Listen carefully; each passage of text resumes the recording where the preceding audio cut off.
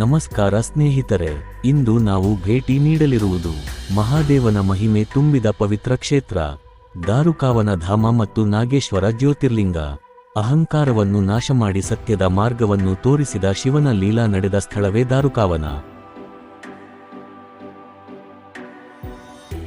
ದಾರುಕಾವನದ ಪೌರಾಣಿಕ ಕಥೆ. ಪುರಾಣಗಳ ಪ್ರಕಾರ ದಾರುಕಾವನವೆಂದರೆ ದೇವದಾರು ಮರಗಳಿಂದ ಆವರಿಸಿದ ದಿವ್ಯಾರಣ್ಯ. ಅಲ್ಲಿ ಮಹಾತಪಸ್ವಿಗಳು ಯಜ್ಞ, ಹೋಮ ಮತ್ತು ವಿಧಿವಿಧಾನಗಳಲ್ಲಿ ತೊಡಗಿಕೊಂಡಿದ್ದರು.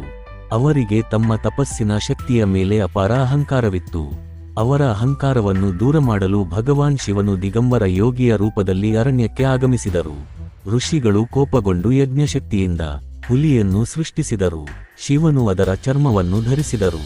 ಸರ್ಪವನ್ನು ಕಳುಹಿಸಿದರು. ಶಿವನು ಅದನ್ನು ಕಂಠದಲ್ಲಿ ಧರಿಸಿದರು. ಅಸುರನನ್ನು ಕಳುಹಿಸಿದರು. ಶಿವನು ಅವನನ್ನು ಸಂಹರಿಸಿದರು. ಕೊನೆಗೆ ಶಿವನು ತನ್ನ ವಿಶ್ವರೂಪವನ್ನು ತೋರಿಸಿ ಋಷಿಗಳ ಅಹಂಕಾರವನ್ನು ನಾಶ ಮಾಡಿದರು.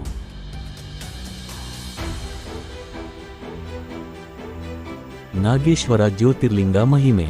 ದಾರುಕಾವನ ಪ್ರದೇಶದಲ್ಲೇ ಸ್ಥಾಪಿತವಾಗಿದೆ ಎಂದು ನಂಬಲಾಗುವ ಪವಿತ್ರ ಕ್ಷೇತ್ರ ನಾಗೇಶ್ವರ ಜ್ಯೋತಿರ್ಲಿಂಗ. ಇದು ಭಾರತದಲ್ಲಿನ 12 ಜ್ಯೋತಿರ್ಲಿಂಗಗಳಲ್ಲಿ ಒಂದು. ಇದು ಗುಜರಾತ್ ರಾಜ್ಯದಲ್ಲಿ ದ್ವಾರಕೆಯ ಸಮೀಪದಲ್ಲಿದೆ. ಭಕ್ತರು ನಂಬುವ ಪ್ರಕಾರ ಇಲ್ಲಿ ಶಿವನು ನಾಗೇಶ್ವರ ರೂಪದಲ್ಲಿ ಪ್ರತ್ಯಕ್ಷನಾದರು. ನಾಗದೋಷ ನಿವಾರಣೆಗಾಗಿ ಇಲ್ಲಿ ವಿಶೇಷ ಪೂಜೆ ಮಾಡಲಾಗುತ್ತದೆ. ಮಹಾಶಿವರಾತ್ರಿಯಂದು ಸಾವಿರಾರು ಭಕ್ತರು ಭೇಟಿ ನೀಡುತ್ತಾರೆ. ಇಲ್ಲಿನ ಶಿವಲಿಂಗವು ಅತ್ಯಂತ ಶಕ್ತಿಶಾಲಿ ಮತ್ತು ದಿವ್ಯವಾಗಿದ್ದು ಭಕ್ತರ ಮನೋಭಿಲಾಷೆಗಳನ್ನು ನೆರವೇರಿಸುತ್ತದೆ ಎಂಬ ನಂಬಿಕೆಯಿದೆ.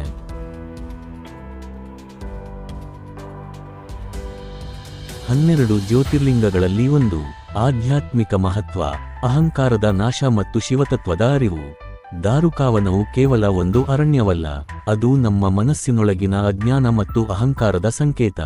ಶಿವನು ಅಲ್ಲಿ ಪ್ರತ್ಯಕ್ಷನಾದಂತೆ ನಮ್ಮ ಹೃದಯದಲ್ಲಿಯೂ ಶಿವತತ್ವ ಜಾಗೃತವಾಗಬೇಕು. ಒಟ್ಟಿನಲ್ಲಿ ಹೇಳಬೇಕೆಂದರೆ ದಾರುಕಾವನ ಧಾಮ ಮತ್ತು ನಾಗೇಶ್ವರ ಜ್ಯೋತಿರ್ಲಿಂಗವು ಭಕ್ತಿ, ಜ್ಞಾನ ಮತ್ತು ವಿನಯದ ಪವಿತ್ರ ಸಂದೇಶ.